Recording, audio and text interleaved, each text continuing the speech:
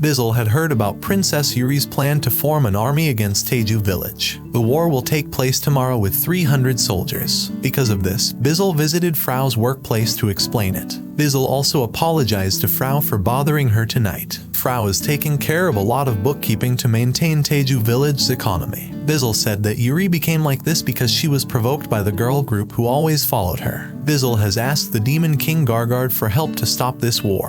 But sadly, Gargard spoiled his beloved daughter too much, so Gargard kept giving her freedom. Of course, Frau was surprised that Yuri would be commanding the Demon King's army. Frau really recognized the girl group that had provoked Yuri. They are known as stupid girls who only give false or unclear information. And sorry that I'm not going to mention their names now. There are too many girls in this anime. I almost give up mentioning every girl in my script. Frau didn't expect they would make a mess again when Frau wasn't watching them. Frau had already reported many things about Teju village to the Demon Kingdom, but they don't seem to care about the report. This kind of situation cannot be resolved peacefully. If Frau and Bizzle face off against the Demon King's army head-on, Frau and Bizzle will be considered siding with Teju village. Teju village must not form an army to fight the Demon King's army. This was a pointless war. Frau also said the kingdom would be instantly destroyed if Teju village formed a war army. Then Frau had a good idea to frighten the Demon King's army and the stupid girls. Then Frau's idea turned out like this. もうちょっと懲らしめておいた方がいいのかな。これでリンゴ10箱ももらっていいんでしょうか。もうおしまいですか。 Frau's idea of making them surrender worked. After showing Teju village's might, the Demon King's army and the stupid girls would not dare to die against the villagers. Then Frau takes the stupid girls and Yuri to the village to meet Machio. Of course, Machio didn't understand this situation. Why would other girls appear here? They were also frightened and cried like this. Frau explains that they are immigrants from the Demon Kingdom and friends of Frau. From now on, stupid girls will live and work in this village under Frau's control. If they intend to disrupt Teju village, Frau will punish them without mercy. Upon hearing that, the stupid girls' faces turned pale as they knew Frau's characteristics very well. Then Yuri introduced herself to Machio. Yuri reasoned that she only wanted to recognize Teju village. Frau also reasoned that Yuri was worried about her. Yuri didn't have any intentions to mess with Teju village, and Machio could be considered her existence didn't exist. In Yuri's mind, she was terrified because the Teju village was too powerful. After hearing Frau's explanation, Machio orders her to take them around the village. Machio is going to the fields to work again as usual. Then Frau whispered that Teju villagers should not know about today's events. They had to keep it a secret and work diligently in this village so that their behavior could be forgiven. They are already being watched by someone in this village. Even many eyes saw their action.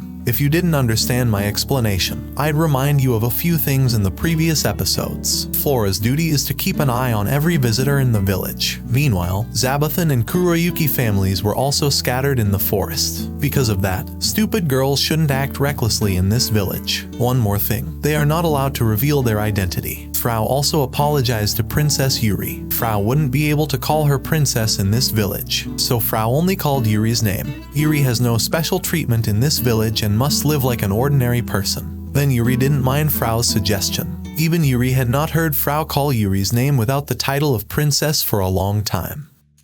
Then they started walking around the village together. They were in awe of every farm in the village. Even the system in Teju village is also very natural. Yuri was also happy because she could play with the 3 boys there. When they were in the orchard, they saw a lot of apples. The stupid girls explained that this apple was a very expensive fruit in the capital's market. Even this fruit is only served at royal feasts. Ria, who was harvesting apples, was slightly surprised by their conversation. It sounded like royalty. Of course, Frau gave the stupid girls a code to stop the conversation. After that, they became acquainted with Lasti. Yuri was slightly surprised because the dragon race had a cute original form. Then the stupid girls thought of trying to escape from this village. A noble like them didn't deserve to live in a village like this. But when they tried to escape Teju village,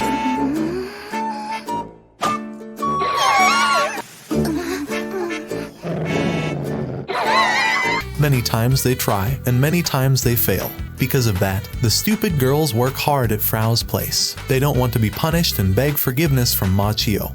who visited Frau's place today. Well, Machio doesn't know what they mean, but Machio is happy that the stupid girls are doing well. In this way, Frau's work is helped a little, and the stupid girls are given the nickname of civil servants in Teju village.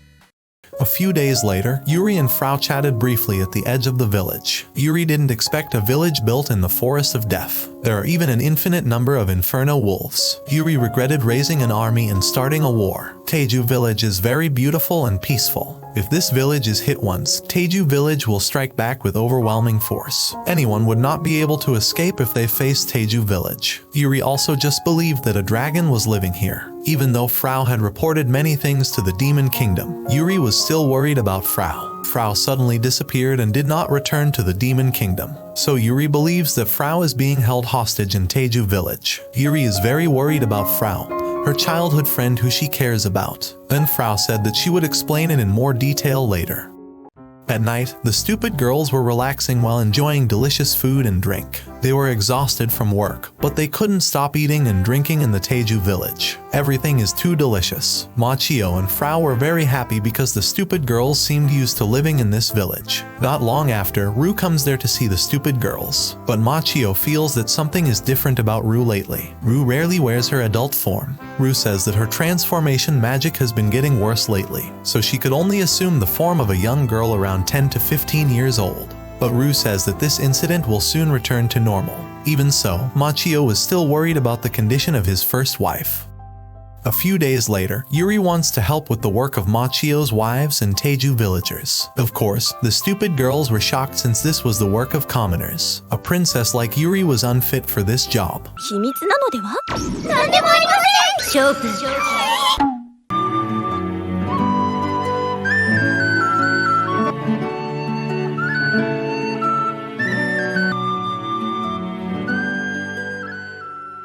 Several days have passed, and Yuri wants to return to the demon kingdom. She has done many activities in this village. Then Sena gave snacks to Yuri. Sena and the three boys were looking forward to Yuri's arrival next time. The three children really liked Yuri because she could play with them. Yuri promised to visit Teju village again. Then Yuri wondered, why don't the stupid girls go back to the demon kingdom? Then they answered while eating lots of snacks. They don't want to go home because they want to know Teju village more deeply. Well, they actually just want to eat and drink for free there. せめて食べるのをやめてから言ってください。お世話になりました。ああ、気をつけてな。皆様、またいつか。A few days later, Gargard called Bizzle because something had been strange about Yuri lately. Since returning from Teju village, she has become busier and her attitude has changed. Even Gargard could barely converse with her. Then Bizzle said Yuri might have felt what it meant to be an adult. Because of that, Yuri behaved like this. After all, parents also won't notice when their child grows up. Then Gargard thought that Yuri had changed because there was a man she loved. So Gargard would face the man head-on. Bizzle stopped Gargard's intentions. If that happened, Yuri would definitely be angry and annoyed with Gargard. Then they immediately went to the meeting as usual in the Demon Kingdom. Several days later, Machio, his wives, and the villagers harvested the fields in preparation for winter. But Machio was surprised because the harvest was more abundant than in previous years. Machio was happy to get this much harvest. But the main problem, they won't be able to spend all of this. There are too many stored crops in the warehouse. Even the warehouse was already overloaded to accommodate this crop. At first, Machio was confused about finding a solution.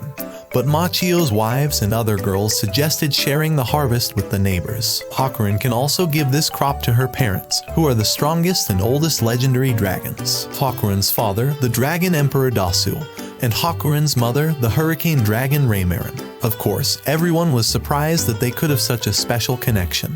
But Hakurin thought that nickname was too much. Actually, Hakurin's parents were normal. Well, that's according to Hakurin, contrary to the opinion of Machio and the others. Then Lasti started delivering Teju village crops to her parents in Shoshato town. Michael also had time to ask Lasti's help to kill sea monsters that have recently been disrupting sea trading activities.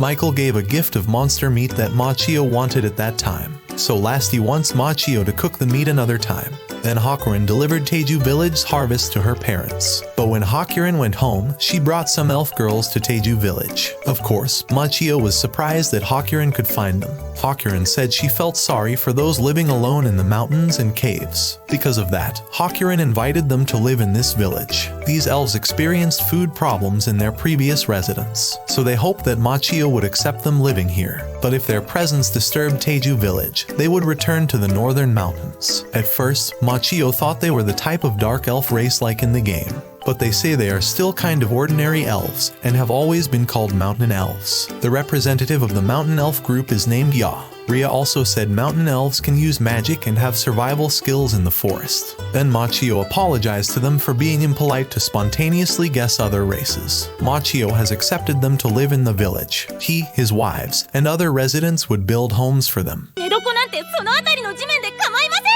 そうもいかんだろう。 Then mountain elves wanted to help with the work in Teju Village according to their abilities. They are used to catching monsters in the forest, but sadly, none of their methods worked to catch the monsters in this forest of death. They felt this forest was much different from where they had been before. Then Machio said Ya and the others didn't need to push themselves. They can start normal activities to adapt to this environment first. But Ya and the others didn't want to burden Machio and the other residents, so Ya still stubbornly wants to help Machio in any way. Then Ya saw Machio, who was making something out of clay. Machio explained that he was making a small stove for cooking, but Machio has not been able to find a suitable clay to make this tool. Then Ya is very excited to help Machio find quality clay. Ya and the others are very skilled in this field. Sometime later, Machio was very proud of them because they could make a lot of equipment. お皿とか作れるから。もちろんお任せください。 A few weeks later, Ria and the High Elves said that a dungeon had suddenly appeared near the mountains. Kuroyuki's family discovered the dungeon. Ria asks Machio's permission to take some villagers to investigate the dungeon's contents. Then Machio allowed them, but they didn't need to force themselves if there were dangerous situations later.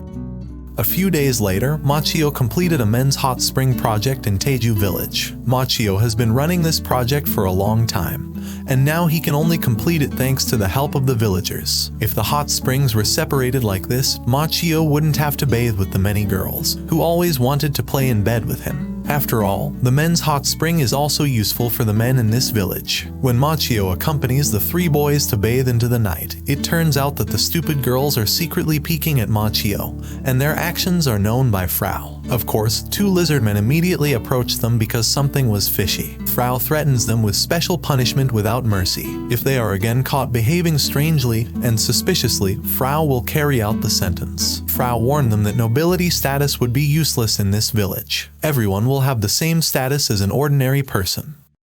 Then Machio visits Ru's room at night. Ru could return to her adult form, but her body still felt uncomfortable. Ru has been looked after for days by Tia and Sena. Tia didn't expect that the strongest vampire race like Ru could also be sick like this. Even though Ru was a clever girl for researching potions, she had never drunk the potions herself. Machio is very worried about the condition of his first wife, but Ru reassures Machio as she will soon recover. After all, Ru only felt nauseous and had a slight fever. She wanted to vomit but couldn't and felt something strange in her stomach. Then Sena asks Ru, "Do you really want to eat something food suddenly? Is it sweets or whatever?" Then Ru replied that what Sena said was true. Ru is also experiencing that condition, although sometimes her appetite suddenly disappears. After hearing that, Sena and Tia finally understand that Ru is actually pregnant, but Ru and Machio don't realize it. Why are Machio and Ru shocked? Seating every night by Machio works right. It seems this private room is very useful for the girls' peace. The next day, the dungeon investigation team returned to Teju Village. They also already know the news that Machio managed to impregnate Ru as his first wife. The High Elves were excited because they discovered something extraordinary in the dungeon. They want Machio to send troops to kill a monster called Bloody Viper. The High Elves wanted to eat Viper's flesh again like last time, so their request this time had to be carried out as quickly as possible. Machio was confused. Why were they so enthusiastic and blushing when they talked about Viper? Then Ya explained that Viper's meat is very delicious and can increase stamina to the maximum level. Other effects can also describe the fertility of a woman's uterus. Seed cultivation goes very smoothly if it eats the viper's flesh. Machio was shocked to hear that, and Ya immediately understood what the High Elves' request meant. Of course, Ya also wants to do it with Machio. Then Machio calmed them down. Winter is coming soon, and Machio could discuss hot activities in bed with them one by one. Machio can't afford to satisfy all the girls' lust at once all night. 冬も近いし、狩りに行くかは村のみんなと話し合って決めよう。